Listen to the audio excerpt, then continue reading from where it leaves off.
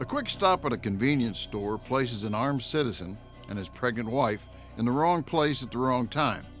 Faced with protecting his wife, he's forced to make a difficult decision. We analyze his actions. Stop the Threat starts now.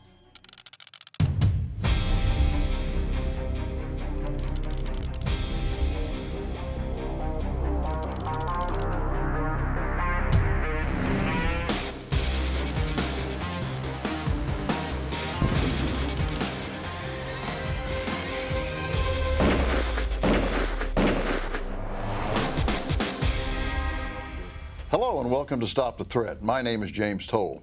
Our guest this week, Rob Pincus, Managing Editor of the Personal Defense Network. Kelly Muir. She has been involved in martial arts since she was 9 years old, and she is the master in 2. Marc MacYoung. He is the owner and operator of NoNonsenseSelfDefense.com. Welcome all. Glad you all could be here.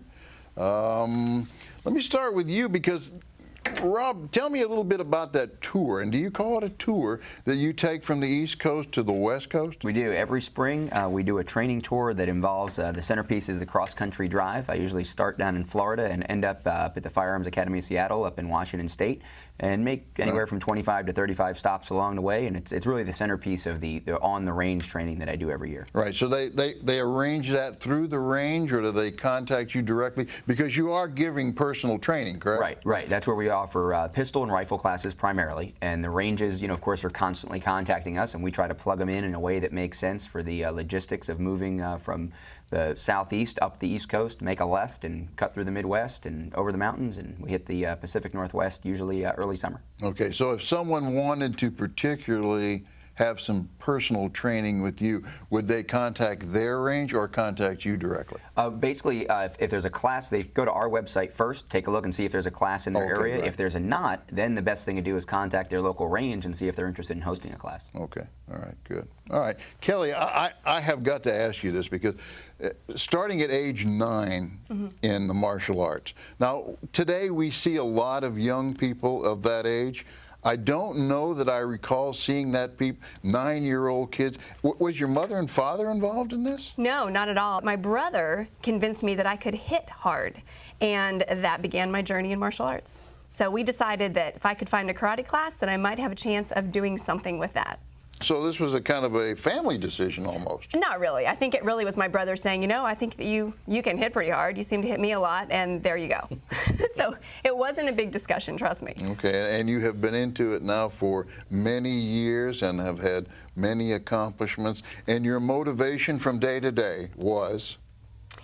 I feel very fortunate that I found something that allows me to connect with people and leave a legacy. And the martial arts is such a broad subject, such a broad arena, that whether it's working with individual students or small children or moving all the way into the integrated self-defense component, I can just reach so many folks. So the motivation to make a difference is what gets me up every day. I love it. Well, that's very good. Now, Marc, I know that you are an author of 22 books and videos on self-defense.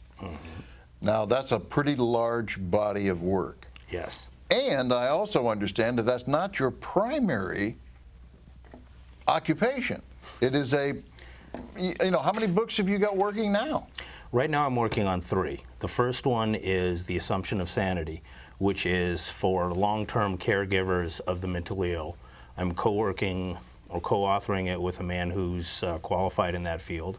I'm also writing a book called Violence for Lawyers, where I explain to attorneys how violence operates, what the different levels is, what are the issues involved in violent situations so they can defend somebody who is claiming self-defense. So you're actually giving some advice to attorneys. I have to that's educate. Kind of an unusual. I don't, you don't normally hear that, So that's quite a responsibility on your part. Yes, it is, because most attorneys, even though they use the word self-defense, do not understand why this situation was a legitimate threat. Okay. All right. Let me tell you a little bit, because this is going to work for you. Let me tell you a little bit about what's going to take place today. We have a crime scene that's going to take place as a convenience store robbery. And when we come back, I'll tell you more about it.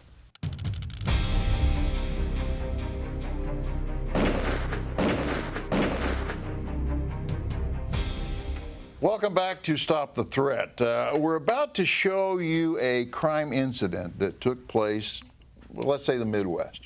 This is something that does take place on a regular basis. We've probably all read about it every day. It is a convenience store robbery. I'm going to show you part one of that, and then we'll come back and we'll talk a little bit about what's a good next move before we go forward, okay? So let's watch and see part one.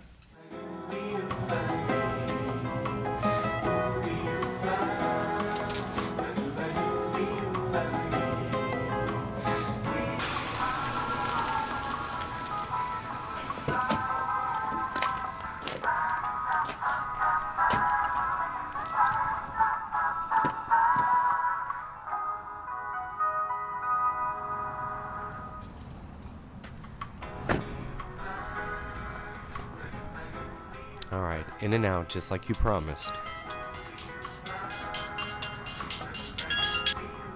Hello? Yes. What, did you get that email I sent you?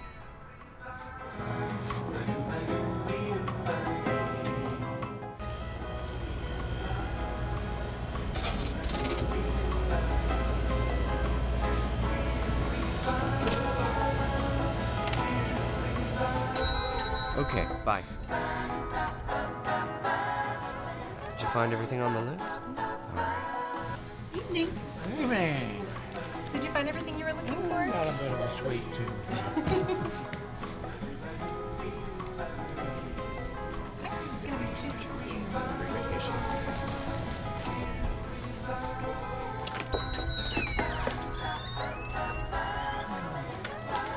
Put the money in the bag. Do it. Now. Now. All right, calm down. It's all right. We're going to hold it right there, and I'm going to start with you, Kelly. What did you see? There really isn't anything out of the ordinary. From a woman's perspective, I'll tell you, I'll be the first to admit that when I go to the store, I'm wandering around the store, I'm focusing on what I need and not paying a lot of attention to what's going on around me. Really nothing that jumps out and strikes me as anything out of the ordinary. Okay, Rob?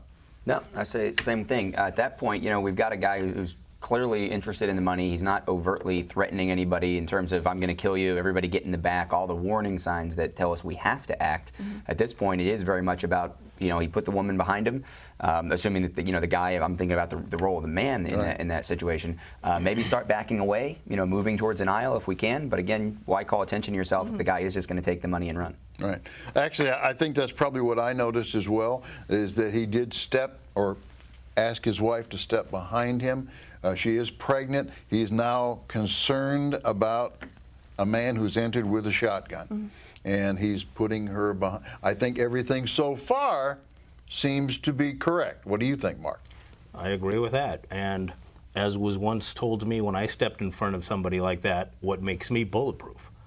But that's the truth of you're dealing with the possibility of lethal force if something goes sideways. And I agree with everybody else that right now, it just looks like he's there for the money. Okay.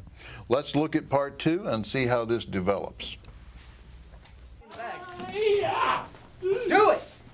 Now.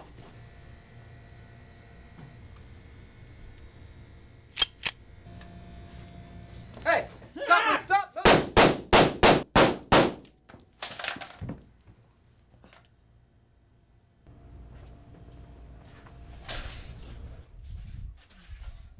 Everyone stay calm. Everything's gonna be okay. The police should be on their way shortly. You can't leave until they get here. And please don't touch anything.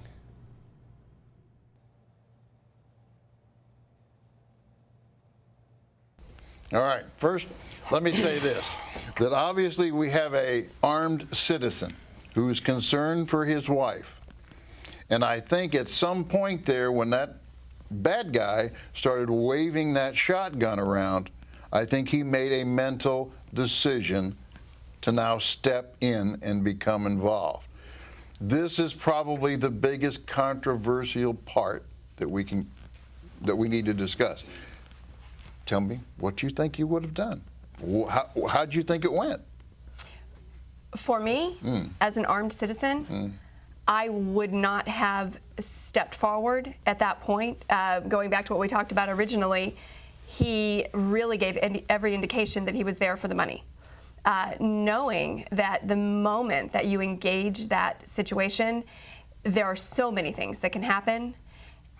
I believe that he opened the door for, he made it a little bit more dangerous. I mean, it's obviously dangerous. There's a man there with a gun. I think he stepped it up a little bit.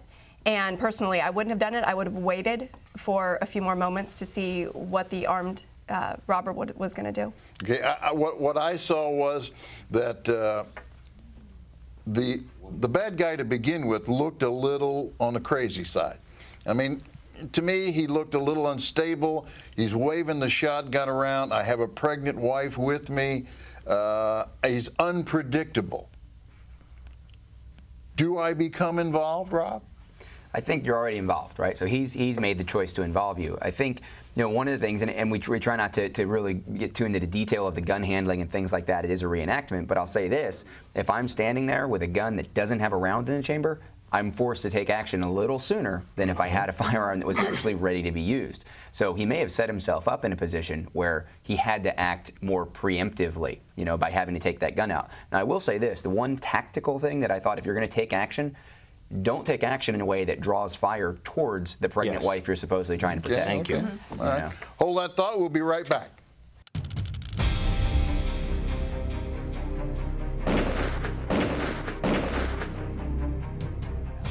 Welcome back, viewers. We have just seen a convenience store robbery, and Rob is just beginning on a point that I don't want you to miss. So continue with that line of thought, Rob.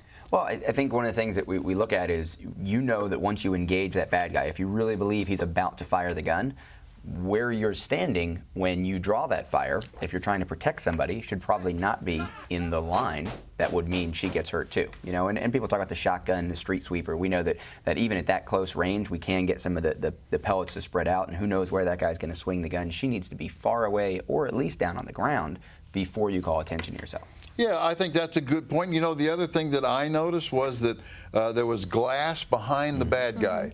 And although I don't have a problem with him coming up and emptying rounds, I don't have a count here. You just keep pulling the trigger till you feel like the bad guy's down. I am concerned with the glass behind him. And I think it's worth mentioning. So tell me what you saw, Mark. Pretty much the same thing. I'd like to jump on something that Rob said. Anytime you're dealing with lethal force, you have to always factor in dead man's 10, which means a person can take lethal damage and still remain a viable threat.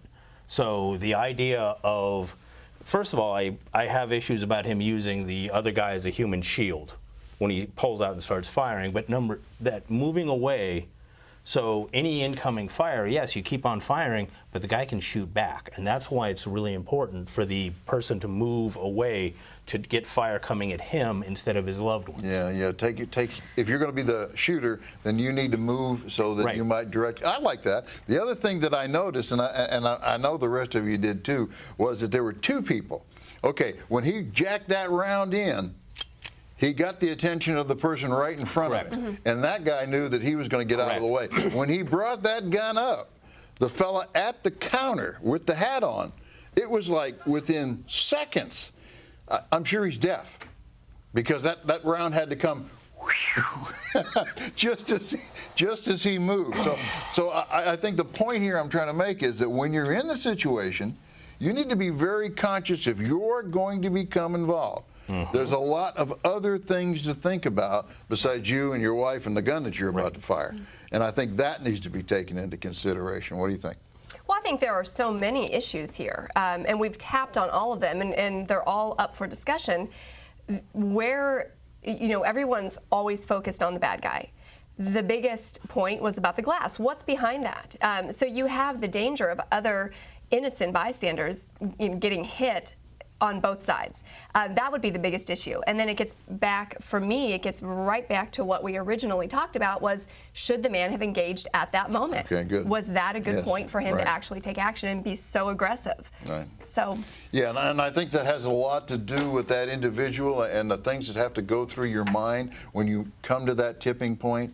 And I think that's what we're trying to cover here, is that we are trying to look at the different things that take place when you make that decision to become involved.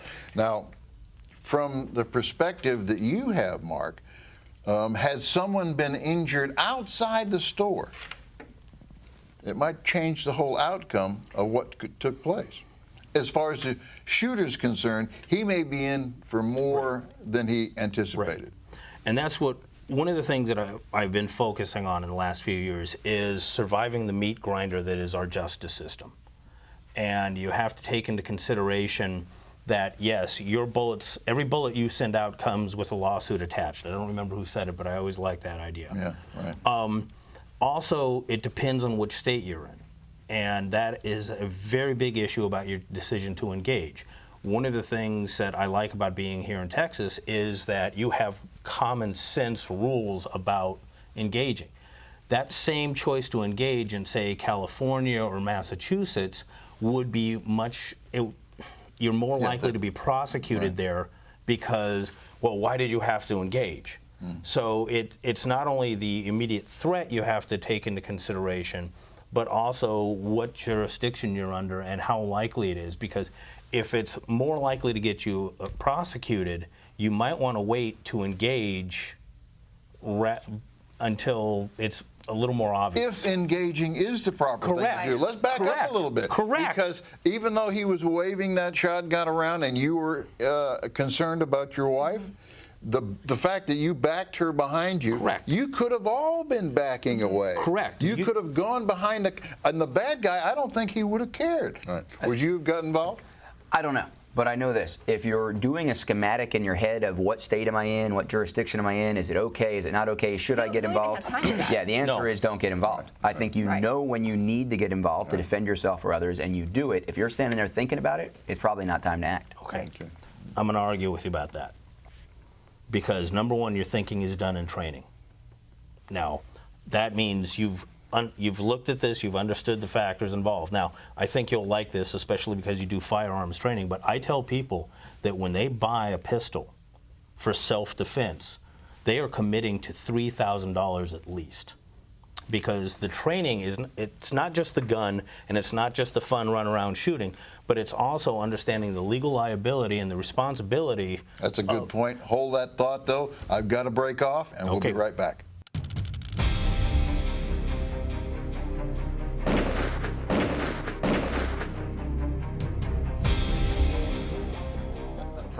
Welcome back to Stop the Threat. Mark has just touched on a legal issue, maybe conflicting with some of the conversation we've had. So pick up where you left off. Okay, Rob, and I will agree that in the situation, it is not time to think about, the legal issues and be, legal paralysis is the term I've heard used. It's a little late. However, your thinking is done in training.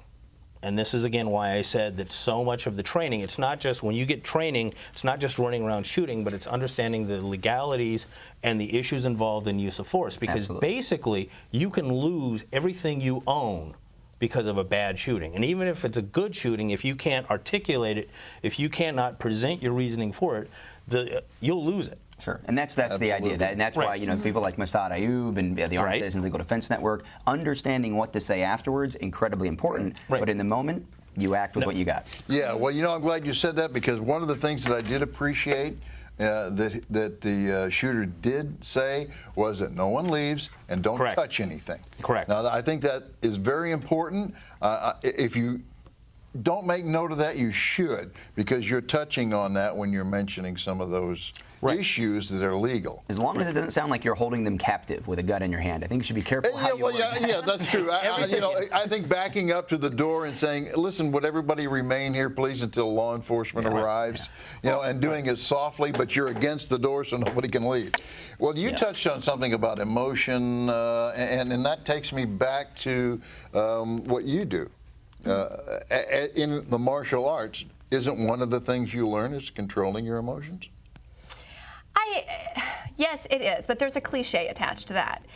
How many of us would be able to control our emotions well, or even be able to think about it the moment somebody barges in and starts waving a gun around and our family is there? So I love when folks say that we should all be so impeccably trained that we can keep ourselves under control at all times. I don't subscribe to that. I think that there would be a moment of absolute terror. Okay. We're out of time, folks. I've got to break this off. I want to thank Vince Bontempo for sending me this. This was one of those situations where I think we have learned a great deal. I hope to see you again next week. Remember, the only gunfight you win is the one you don't get in. Be safe, be trained, be alert.